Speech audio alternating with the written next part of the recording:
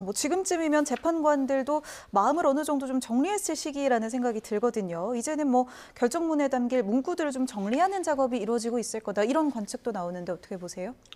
네, 그렇습니다. 기본적으로는 이제 심리 자체는 상당히 오랫동안 진행이 됐고요. 그리고 또 한 차례 더 이제 변론기를 더 잡기도 했던 그런 적이 있기 때문에 이 과정에서 재판관들 차원에서의 심증은 어느 정도는 정리가 됐을 가능성이 높습니다.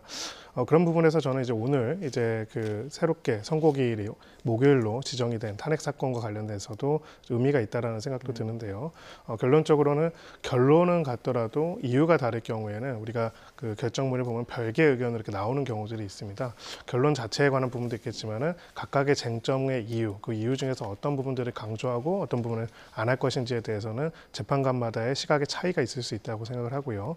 그런 부분에 있어가지고 지금 각각의 재판관들의 입장과 그 쟁점에 대한 의견들을 조율하고 정리하는 과정들이 있을 것이다. 이렇게 보고 있습니다. 예, 김성훈 변호사님 말씀하신 것처럼 지금 여러 가지 변수들이 있겠습니다만 지금 이게 워낙 큰 사안이기 때문에 전원일치를 보기 위해서 조금 더 어떤 평의 기간이 좀 길어지는 거 아니냐 이런 이야기도 하거든요.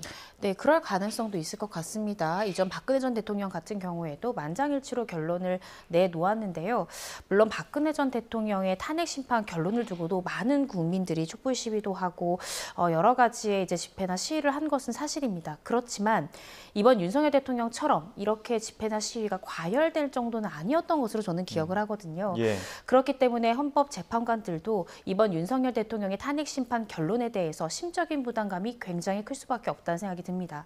그렇다라고 한다면 별개 의견이나 어떤 소수 의견 등을 냈을 때 이것에 따른 부담감이 상당할 수 있고요. 실제로도 헌법재판관들의 어떤 주거지 부분에 대한 순찰 강화가 이루어져 있고 또 재판관들 한 명 한 명마다 이 전담 마크하는 경찰이 배치될 만큼 지금 안전 또 보안 여러 가지 우려가 있을 것 같습니다. 그래서 아마 재판관들이 최대한 평의를 거쳐서 물론 재판관의 의견을 어떻게 강요를 할 수는 없지만 최대한 일치된 목소리를 통해서 어떤 결론을 도출하는 것이 국민들이 조금 더 화합되는 결론을 가져올 수 있지 않느냐라고 생각할 가능성도 있고요. 아마 지금 평의를 거쳐서 최대한 의견을 하나로 모아보고자 노력하는 또 그런 과정일 수도 있겠다는 생각은 듭니다. 예.